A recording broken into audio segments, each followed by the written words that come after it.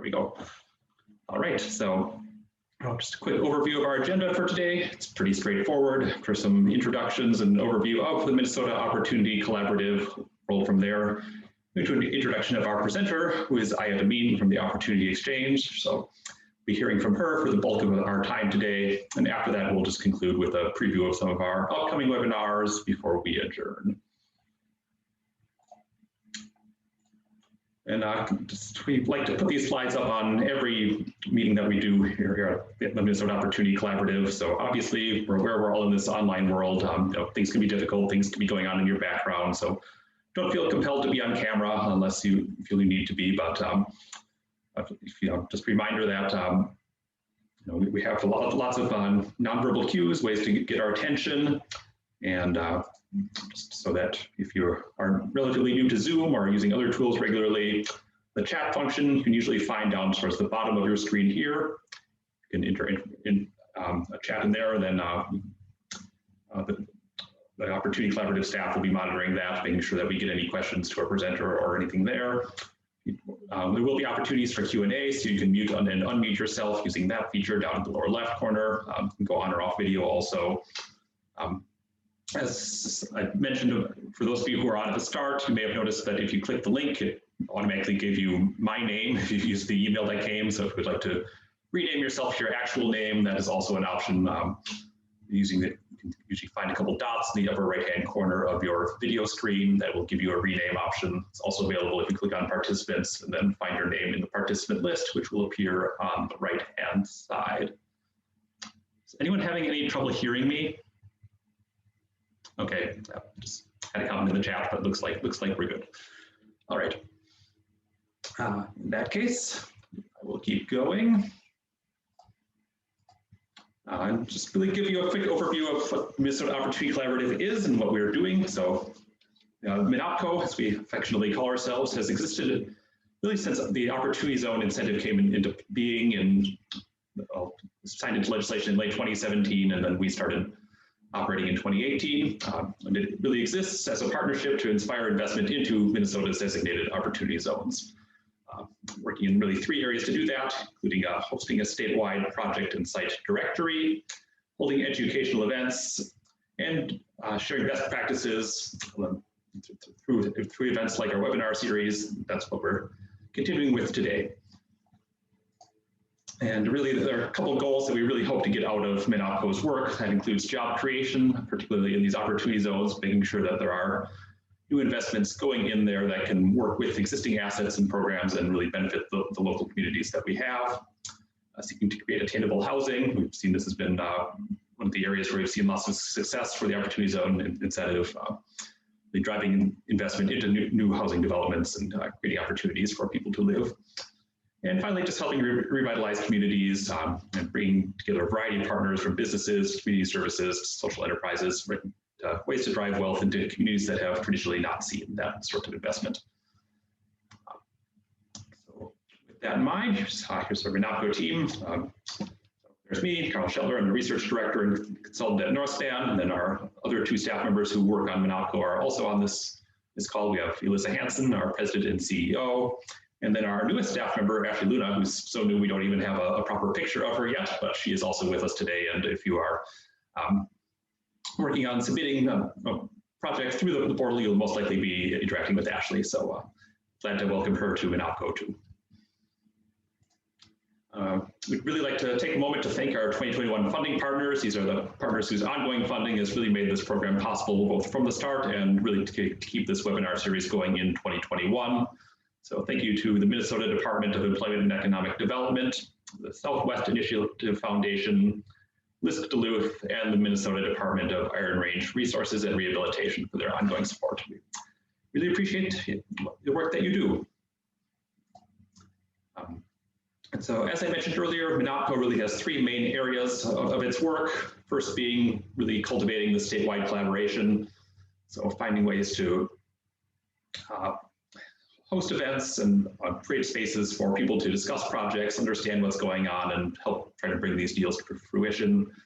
This webinar series is a big part of that, and you can see the full schedule for the webinars, including register for all of our upcoming webinars through the rest of the year. Those are all online already. You can see that at MNOppCo.com/events. Second piece is education. This has been where we've gone around the state, holding events to really give more in-depth education on the mechanics of opportunity zones, explaining how things work, bringing in some of our partners in accounting or legal partners, which we've done periodically over the years, and we'll continue to do as those opportunities arise. Then finally, we also maintain the directory, which currently includes over 60 projects in the state of Minnesota that are actively seeking opportunity zone funding. And so that portal continues to exist and be updated as we get new projects. And there are 3 ways to add information to that directory. We accept real estate development projects, operating businesses that are seeking opportunity zone funding, and also available properties that are in opportunity zones. So there are forms that you can fill out for each of those. There are links here, and then we can find all of those on our website as well. And really, the underlying goal here is to share a story about a place. You know, when we build out these profiles or projects, we want to make sure that we're bringing across the assets that a community has, the real benefits that come out of investing in an opportunity zone that can go beyond just you know, the project itself, and understanding that story. And to that end, it really fits very well with our guest speaker today, who is Ayat Amin. She is with the Opportunity Exchange, and the Opportunity Exchange has been a partner of MNOppCo's really going back to the very beginning.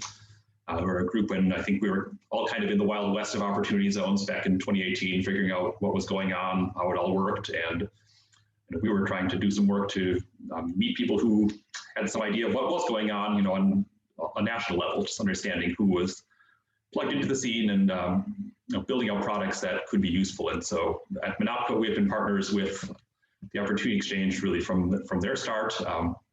And they have really created this national platform that we've been able to work with in that time. So any project that gets submitted to Minnesota's platform is then entered onto the Opportunity Exchange's platform as well, so that we're getting exposure to national investors who are using their nationwide database to look for projects. And we've, over the years, had quite a few communications through their messaging platform, able to see these investors who will reach out to some projects in Minnesota. I saw a couple pretty serious ones come through even in the past 2 weeks. So something that we're continuing to see some steady engagement on, and that's why we've been happy to continue to partner with them over time. And as you'll hear today, get into some of the new tools that they have to offer.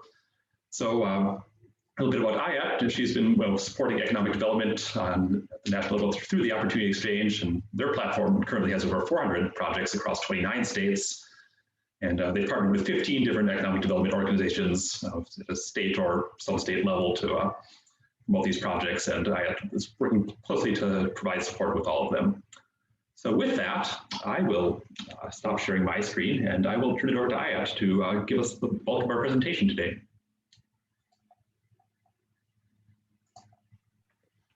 Hello, everyone. Can you hear me all right?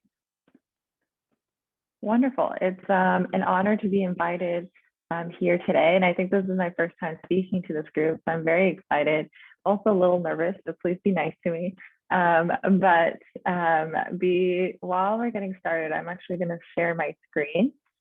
But Carl gave already a very great introduction. We have been working with MNOppCo since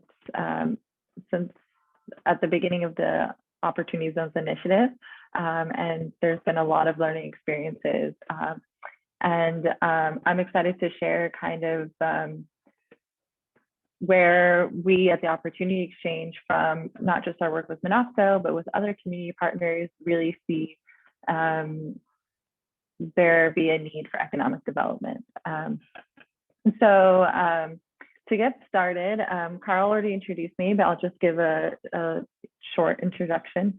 My name is Ayat Amin. I work at the Opportunity Exchange, and I'm a customer success manager. So what this really means is all our community partners, organizations such as MNOppCo, I'm the one who's having conversations with them, really understanding what are their goals, what are their plans to achieve those goals, and how can we work together towards achieving those goals. So one of the cool things about having partners all throughout the country is really seeing how a lot of the challenges are different and how they're similar, and sharing those learnings between places. And I'll also talk about that a little bit more today. I do want to note that if you can't hear me at any time during this presentation, please let me know. And then as a second point, if you have questions at any point during this presentation, please raise your hand or put a question in the chat. This is really just to provide information for you all. So for today, I put together an agenda. So there's a lot of items on here, but we'll actually go through them somewhat quickly. The very first thing is I want to give you all some background about the Opportunity Exchange, who we are, and what do we do with all these partners we have throughout the country. The second is, for the majority of today, I'll be introducing one of our tools, which we call T.O.E Introduced. And I'll give a little bit of background of the tool, and then I'll show you an actual demonstration of the tool. And then I'll actually show you some examples of some of 3 of our partners in other places and how they're currently using the tool right now, and what are learnings that you all in Minnesota can take away from that. And then as a last thing, some advice on how to get started and really make this useful for you all. So to get started with some background about the Opportunity Exchange. So we are a platform with a number of tools, and our goal is to really make community and economic development easier to understand and execute. We really are here, us as a team, and our software is here to make your lives easier. So that is something that we really try and work hard on. I've mentioned our tools a little bit. So actually, as I said before, we have a number of partners throughout the country. So these are just a number of them. Obviously, MNOppCo throughout the state of Minnesota. Some of our other state partners are Louisiana Economic Development, which is throughout the state of Louisiana, Opportunity Virginia, some cities such as Atlanta, Detroit, St. Louis, Cleveland. So this is just a little bit of a background of some of the other partners we work with. So the last thing I'll let you know about the Opportunity Exchange is what are the tools that we offer. So we have 5 tools that are currently in existence. And as I said, the goals of these tools are really from conversations with economic development offices, finding out where do they spend a lot of their time and what our tools we can create to make their jobs easier. So we came up with these 5 places. MNOppCo is currently working with us, are using 2 of our tools. Those are these 2 here in blue. So I'll just give a brief introduction to each of these. So the Introduce tool is actually what we're going to be focusing on today. And this is really what we like to call our prospectus in a box. And it's really for being able to easily market your community. And this is because a lot of communities are doing really great economic development work, but they were finding a challenge to quickly make marketing materials that were flexible, that could really make the answers, why should someone actually invest in this project in this community that they don't know about. So that was one of the needs for this tool. The second tool, which we call our Connect tool, you all might be familiar with, but this is a project portal for maintaining and connecting a pipeline of projects. So this is a way for your community to keep track of all the development activity in your geography and be able to connect those projects to stakeholders. Carl, as he said, MNOppCo has been using this tool for a while, and it's through this tool that they've been able to get connected with some investors throughout the nation.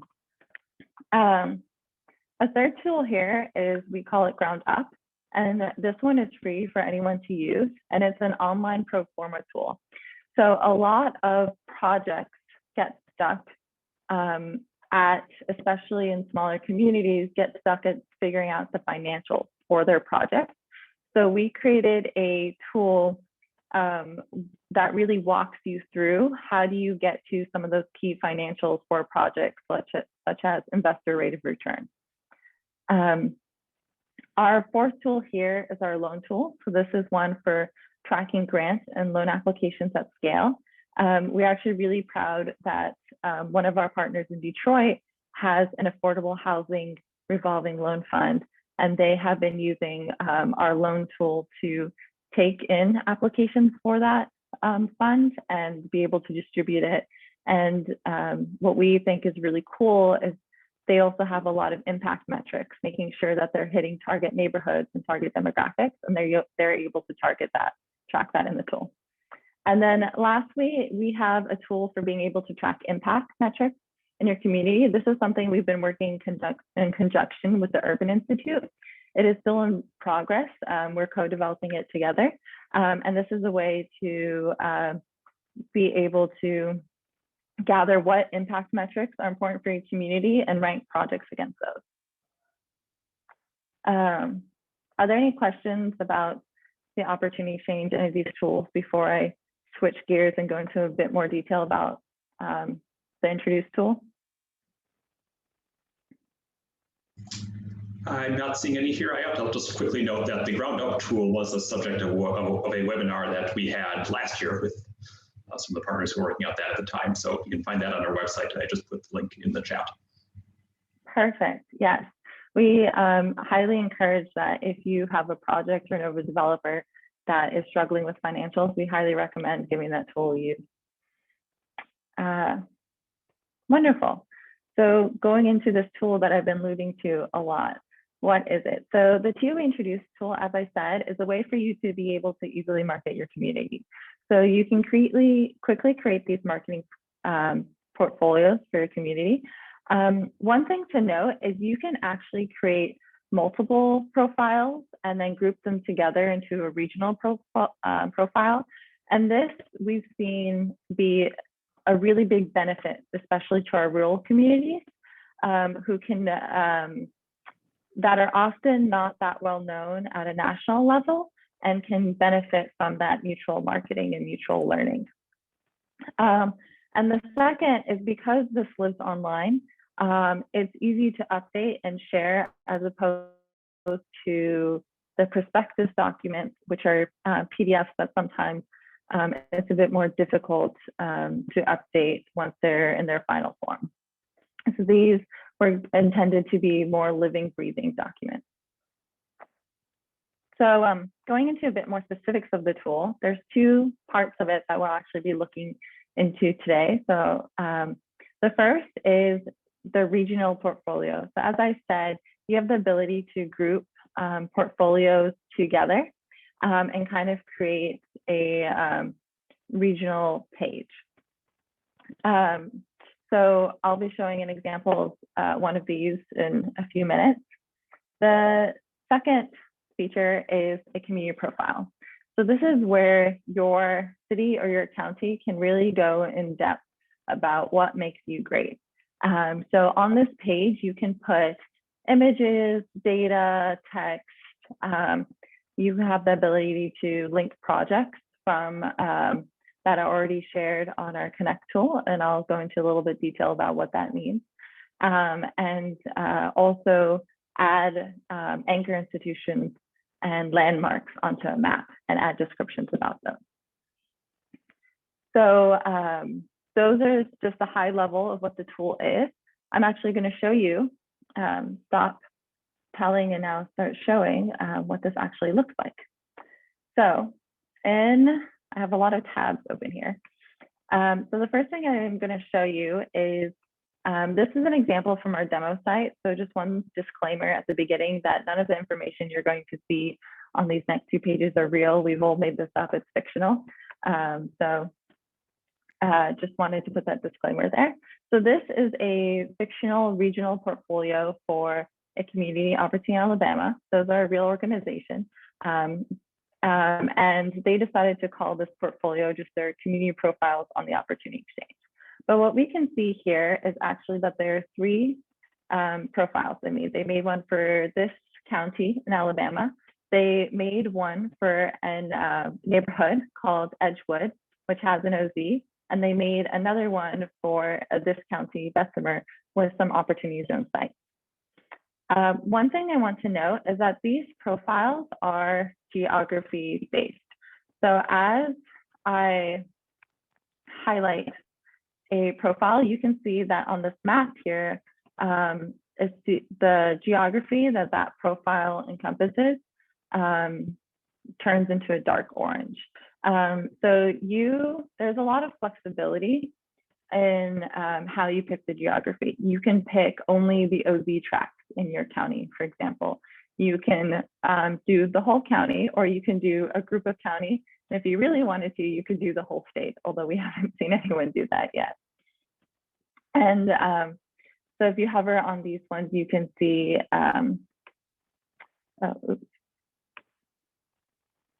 so I just want to show you that if you hover on those, you can start to see those being highlighted on the map. So actually, if you click on one of those, you are taken to your county profile page. And this is where actually I'll show you a little bit more of a detail. So this is what the county profile looks like for Galax County, Alabama. This place does not exist. As I said, it's completely fictional. I'm going to walk through some of the information that this community in Galax County decided to put on their profile. One theme that you'll start to notice as I talk about this example and then some real live examples from our community partners is that this tool is very flexible. So what information you put on here and the ways that you group that information together is really flexible. And I think that's great because it really allows you to pick what information is best towards telling the story of your community, right? And so I'm going to start through and start talking about kind of what information can exist on a profile. The very first thing that you see on most profiles is a banner image, right? And this is a really good way, a great entry way to see this is what is highlighting on your community. In this particular profile, we also see almost immediately a list of attributes that are great about this community. So this community has really good access to public transit. They're near this park entrance trail. They have some historic sites and they have some pretty good highway access, which for a rural place is probably worth noting. In addition, this profile has listed some resources related to their city that already exist. So they have a link to their city website. It seems like they've already put together a prospectus and they wanted to link that here. And there was a pre-existing development plan they wanted to have easily linked here. If we scroll down a little, we can see that we can start to learn more about this county.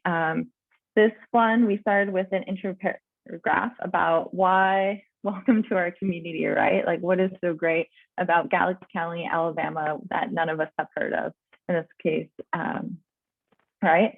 And to accompany this paragraph of welcoming you to the community, they've added a slider image of some key assets of the community. So as above, we mentioned that this is a historic place. So here's one of their historic railway stations, their downtown courthouse. And then this is that new river trail that was that green space that was highlighted above. So continuing down, there's another section that's been added to this community. And this section is really focusing on talking about the market of this community and making an argument of like, why should you invest in this community? So there are three things that, or four things that have been added on here. The first is a paragraph actually just talking about the market. The second is they've decided to add some census data. And this census data was specifically chosen because it emphasizes how large a percentage of a working population exists in this place. And the reason they did this is if you look at their project here, this project is really geared towards being more housing for this working age population.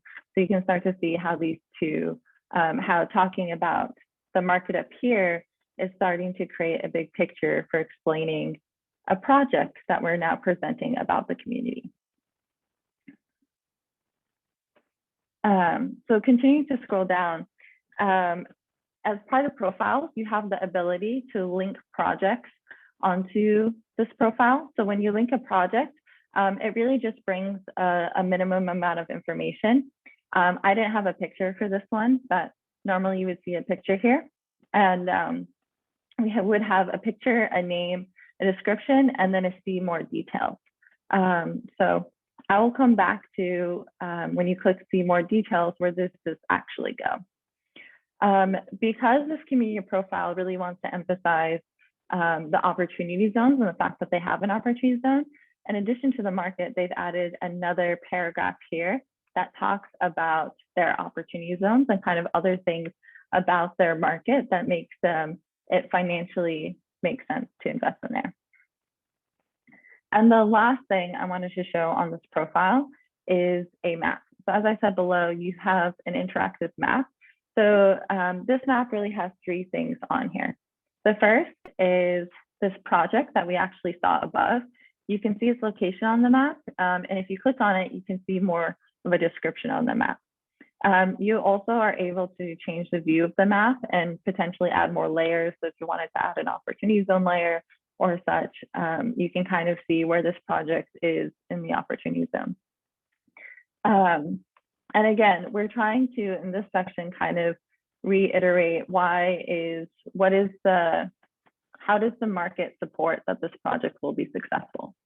So two things that they decided to also add on this map is one, its proximity to green space, right? This new river trail that was mentioned above. And then two, its proximity to its target employer. So this project, I didn't really talk through the description, but this project is making the argument that this is a really good location because it's really close to an employer. There's a large population, a working age population in this town, and it's really close to some other enjoyable things that people will want to live near, such as a green space. So all the information on here is, as I said, fictional, but these, you can start to see the key components that when they come together, really create a profile and come together and start to create a story of what is my community, what does it have to offer, and why would someone who doesn't know about Galax, Alabama be interested in investing in here. Are there any questions at this point?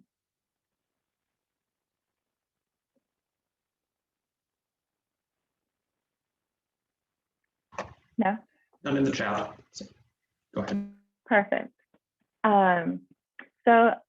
Before I move on and show you some real live examples, I first want to state what are the different elements that you can kind of combine to make a profile. So as I said, I'll kind of just point them out throughout the profile. So every profile always starts with a big header image, but everything else is flexible in terms of where it is laid out on the page. So any other components that you can add onto a profile is you can add paragraphs of text as they have done here and here to talk about the market. You can add slider galleries to really highlight whatever you want. You have the ability to link resources either as URLs or as downloadable documents, and you can add as many of those as you want.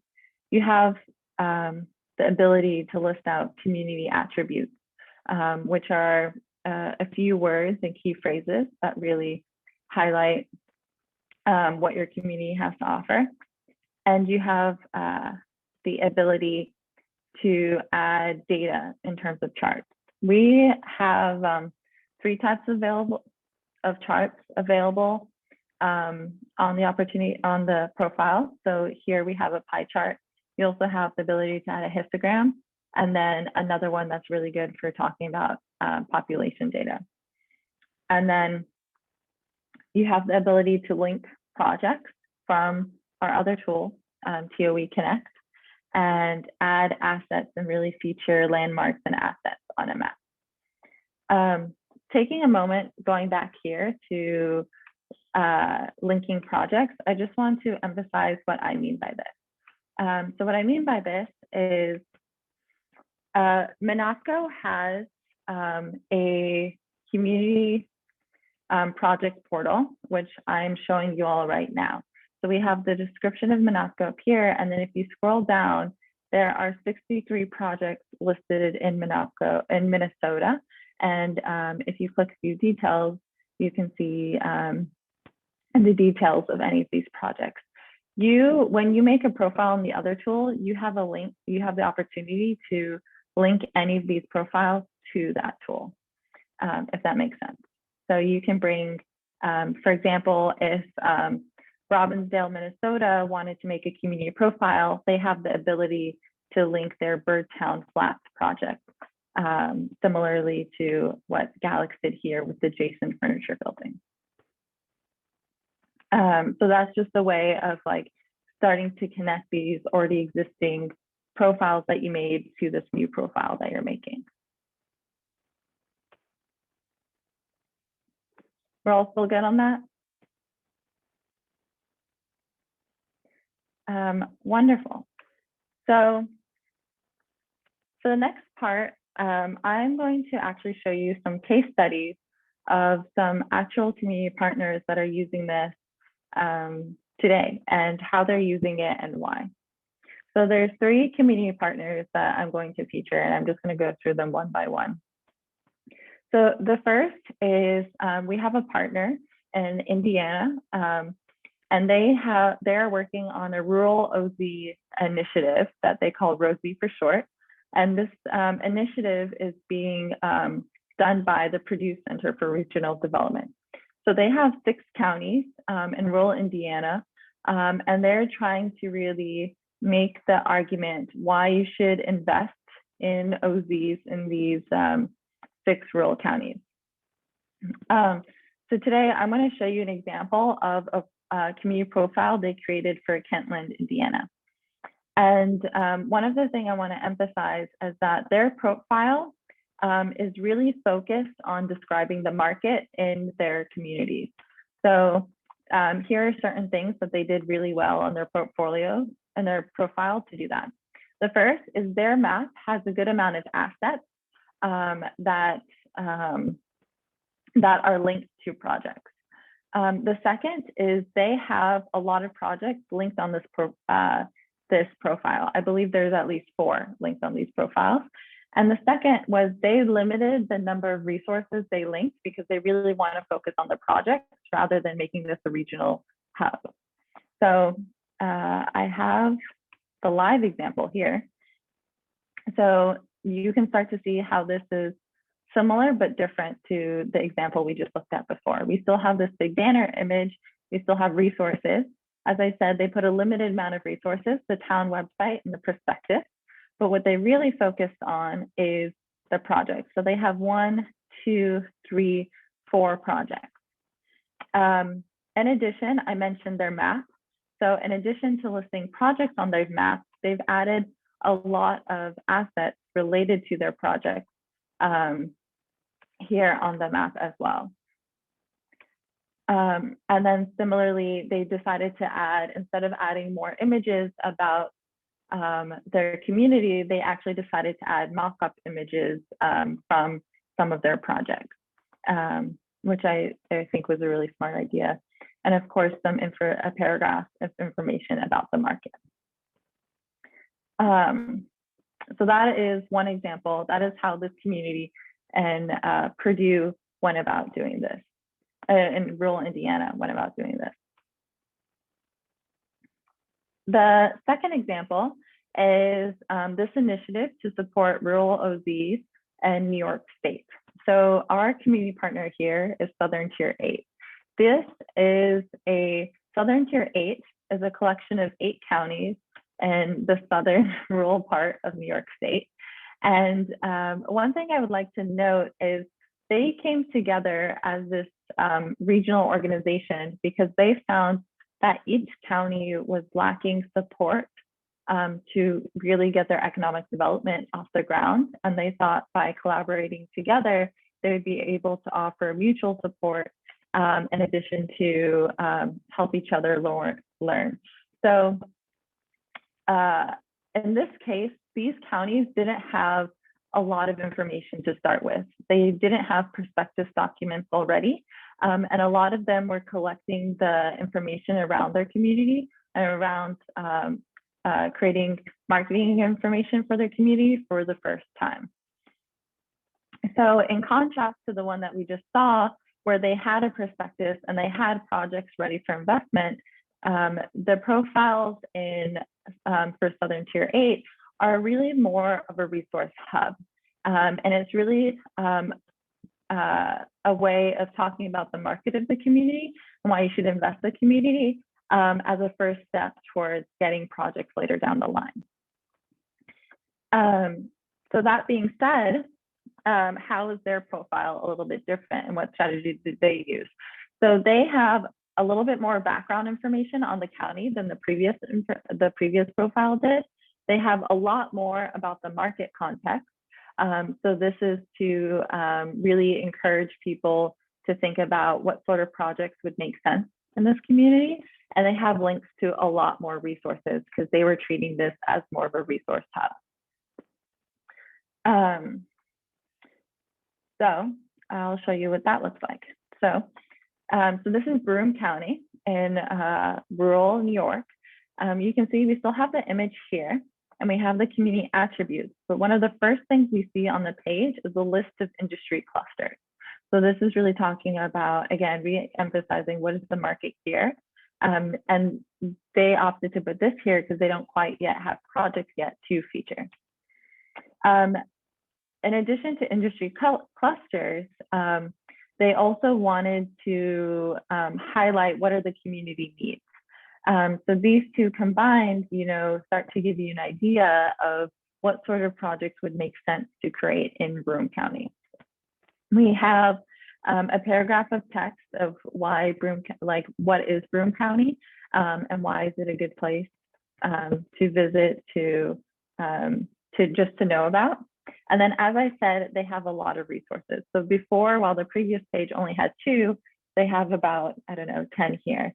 So some of the things they have listed here, they have a development plan, they have links to the local development agencies. There is, I believe, 2 big cities in the county. So Binghamton is one of them. So they have some city resources. In addition to a link to the Chamber of Commerce and their tourism site. And then they had some county resources in the county site, and then this other town called Bing. And they still decided to feature some assets in the town, but you can see that they're spread out a little bit more because it's throughout the county and not just that one town or that one geography. And I'm going to show you one more example. So the last example is in Alabama. So our partner in Alabama, Opportunity Alabama, at the beginning of COVID, they got a grant to do a rural recovery accelerator. And essentially what they found was that a lot of their rural communities specifically were struggling to recover from COVID and kind of the negative economic effects that COVID had happened to their city. They also found that a lot of these smaller communities and smaller counties did not have the resources to create marketing materials or develop projects themselves, and they really needed more help. And this Rural Recovery Accelerator was supposed to have their team, who has done a lot of work in Birmingham and other big cities in Alabama, take some of those learnings and apply it to a rural place and give them that extra technical support to actually create an online marketing profile for the community and create some projects. So similarly to the team in New York, a lot of these communities didn't have a prospectus or didn't even have a website. So these pages that are being created are are often the only place online that people can find out about this county. That being said, they also want people to find out about these counties, but also understand why you should invest in the projects that they're creating in these counties. So these profiles featured several things. The first is they had a bit more census data and a bit more information about the market. So they talk about, again, community needs, but they also talk about proximity to other centers. And one thing that I think they did really well is in their paragraphs of text, they made a point of making sure each county had a differentiator. Adding a sentence into there about how this isn't just another rural county in Alabama. This one is unique because it has this. So the last example I'm going to show you is Calhoun County, which is here. So as I said, they talk about the market context. So here they highlighted some key elements. So this city or this county is only roughly 60 miles away from Birmingham, only 90 miles to Atlanta, and it has 3 opportunity zones. So its location is pretty good. And they mapped out what those 3 opportunity zones are here. Again, they talk about the county and they talk about its location on the highway, et cetera. As I mentioned, they emphasized community needs and added a little bit more details. And one thing that I think they did here is they added a paragraph of text for every city in this county. And this is to be able to explain that even though it's a county profile, you can invest in, here are some areas in this county that might be good places to invest in. So they have one for Jacksonville, one for Anniston, and one for McAllen. They had some more demographics and a slider here with more images. Yeah. So as the last part of this, I just wanted to spend the next couple of minutes or so wrapping up what takeaways you all can take from this and how you all can get started. And actually, Carl, if you're all right with it, I think it would be great if you'd be willing to speak for a little bit. We've had some conversations about this in the past, but I think it'd be great if you can speak about how MNOppCo is hoping to use this tool to really feature some regional areas in Minnesota. Yeah, so thanks, Ayat. I can cover that a little bit here. So in Minnesota, we have 87 counties. So when we got this tool, we started thinking, okay, what's the best way to gather information on the state and build some of these profiles out in a reasonable way? So we really settled on was using some of the regional planning areas as our regions. So we are working on a couple of pilots, aren't quite ready to go yet, but we have a couple of regions that have been working to collect the information. And what we've done is we've created a template so that they can just enter that information pretty easily, get that to us, and then we upload it all and we'll be getting it on the website. So working with on a regional level to do that. That said, I know that there are many people on this call who are from cities or individual counties or smaller units of geography. So if this is a tool that you're interested in, I'd say definitely reach out to us. We're certainly willing to feature the community that reaches out and wants its information out there, and we can work with you to build those out. So that's really the plan going forward. Yeah, did you want to just state what regions you were going to focus on in the beginning? Sure. So we've been working with a couple of the regions in Southwest Minnesota. Southwest Initiative Foundation has been a major partner of MNOppCo. So we've been starting out down there with the 3 regional development commissions that they have. And we're also going to be looking at the Northeast region here pretty soon too. Just being that North Van is based in this region, we've got a lot of resources to draw on already. So you're starting with those ones and then expanding out from there. Wonderful. Thank you, Carl. I'm sorry for putting you on the spot. No This problem. is Janet. I have a question. I apologize for not raising my hand. No, go for it. I'm just wondering here in Duluth if the city or if specific opportunity zone regions or areas, which we have as Central Hillside, Lincoln Park, and Western Duluth, if this is something that we would be charged to doing, or has the city done this already? And if so, will the task force teams for the social impact advisory with LISC be able to have input into highlighting the opportunity zones that we currently have? Yeah, so Yeah. has been Go built. for it, Carl. Sorry, yeah, nothing has been built out yet. So certainly opportunities for input going forward and working with the city. I see Emily from the city is on the call and just turned her camera on. So Emily, you don't feel like you have to comment, but if you would like to go ahead. Otherwise, yeah, we're very, well, you know, from our perspective, we'd love this to be as collaborative as possible. I can't hear you, Emily. Yeah, Emily, I can't hear you. Yeah. Can you hear me now? Yes, there you go. Yeah, I was just saying that I think it's a great opportunity for that group. It's a neighborhood sort of based group, so they could certainly look at this tool and see what made sense to add to it from the neighborhood perspective. That should certainly be on as an agenda item, and I think that groups, you guys are meeting pretty soon here, so that's a great idea, and I'd love to make the connection between that group and those who are moving forward with this tool. So yeah, just keep me in mind and I will try and stay connected to both. All right, thank you, Emily. Thanks for jumping in there. Are there any other questions?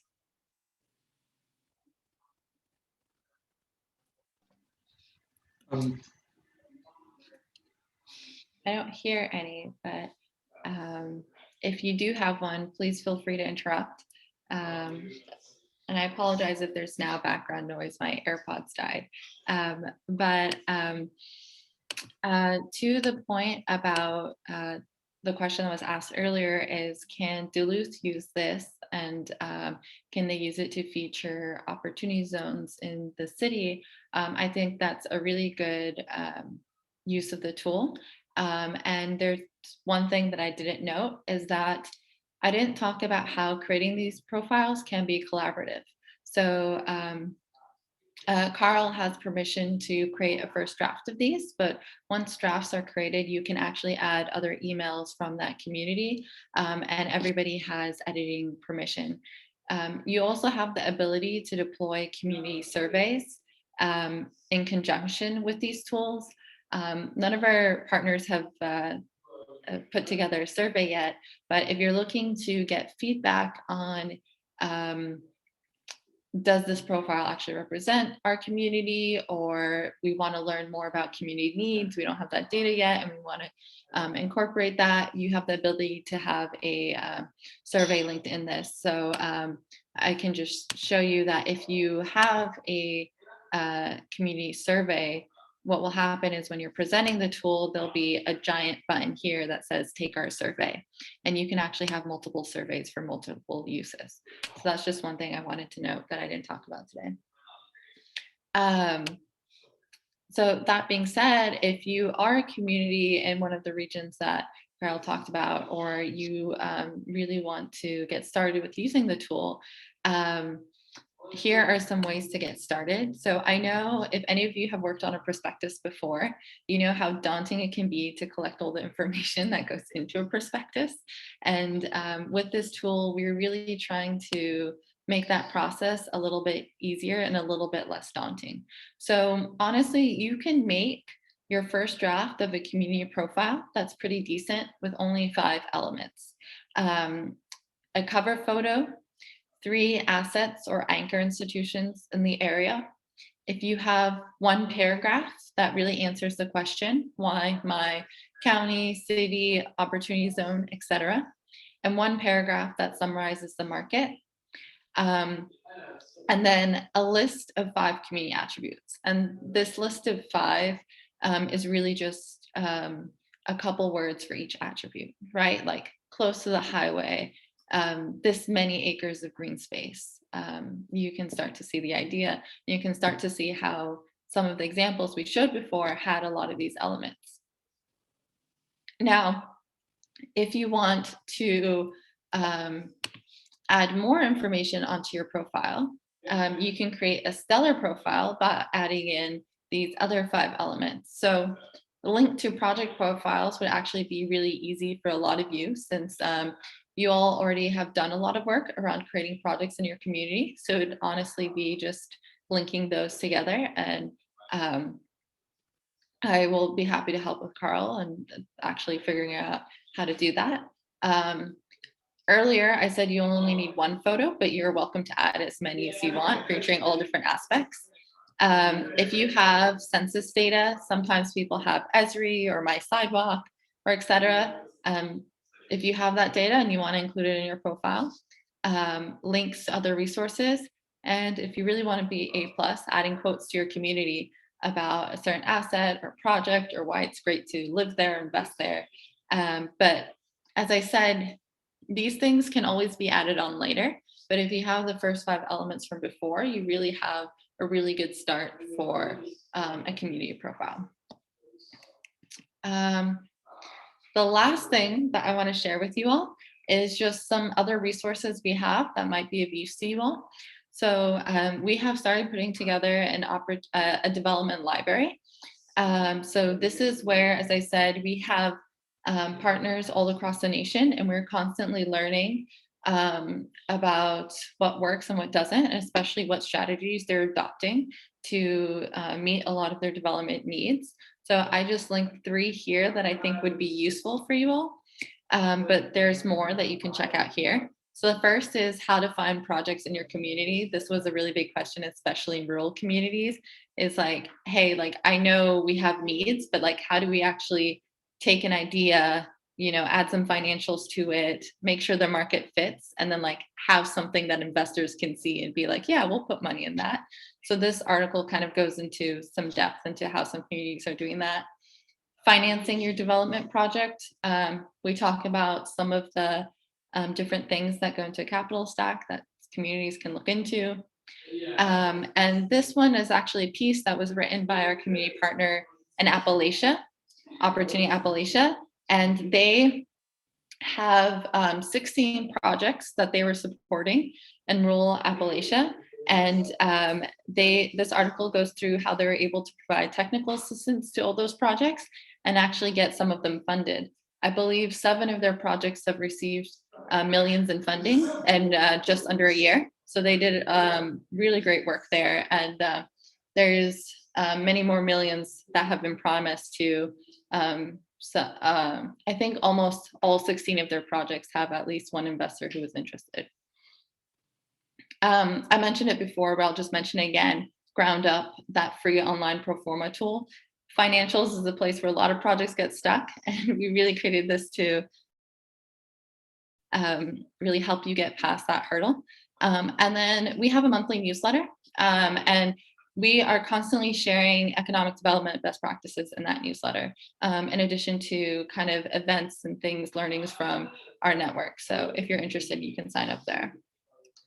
And the last slide was questions. If you had more questions that I didn't get to, you're always welcome to email me. My email's here, ayat@theopportunityexchange.com, or Carl can put you in contact with me as well. Were there any last questions? So here's what I have. So when communities have finished kind of building out these profiles, do you have examples of how they've been using them after that and how they've been marketing the fact that these profiles exist and are getting them out there? Yeah, it's funny you say that, because creating marketing materials is one thing, getting them in front of the right people is another thing. As you might have seen with your project profiles, like creating them is one thing, but then getting them in front of investors is a whole other task. It depends on the community. So Southern Tier 8, for example, because they're doing it together as a community, there's been a lot of press about, oh, this new regional development work. So anytime one of those communities, one of those counties gets some press about their development, all of them benefit from it. And I will say that a lot of them have been having engagement with stakeholders. So pretty similar to this webinar, where in Alabama, for example, they've been spending all this time in the community gathering information to make these profiles. And then they're utilizing some of the connections with developers. So whenever they're looking to get a developer onto a project, they'll present this profile and be like, here's the market context of this project. Here's where your project will be like on the map compared to these other things. And here's the project idea we're proposing. Like, are you into it? So far what we've seen is a lot of these like one-off personal connections, really making, using it as like a visual thing to present when you're trying to get people on board, whether it's an investor or a city or a developer on board to your community. I hope that answered your question. Yeah, great, thanks. Anyone else have any questions? Feel free to unmute yourself and ask them.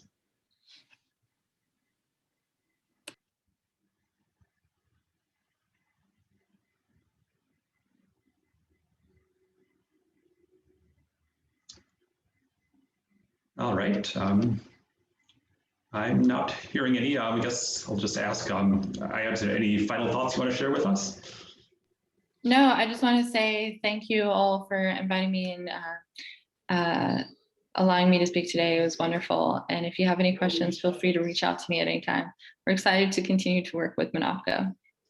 All right, great. Thank you. I'll just pull up one last slide here as we wrap up. So just thanks to everyone for joining us today. Thanks again to our sponsors who have made this possible. Thanks to DEED, Department of Iron Range Resources and Rehabilitation, Duluth LISC, and the Southwest Initiative Foundation. Do have 3 future webinar dates. Those are all set. They are July 28th, September 23rd, and November 18th, all at 1:30 p.m. Central Time. You can register for those on the website. There are already links there. And if we're still kind of pinning down what the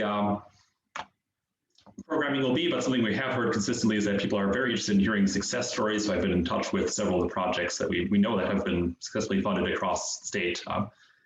And so we'll have a couple of those lined up, maybe hopefully getting in a few more too. And certainly if you have any in your community that you think would make a great case study, feel free to send those along. Always happy to have more.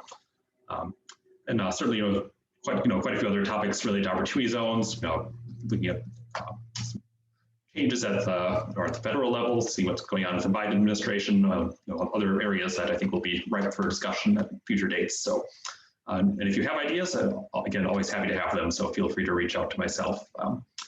As mentioned, this webinar has been recorded, so it'll be on our website. The link for this event, same link that you used to register, it'll be there going forward.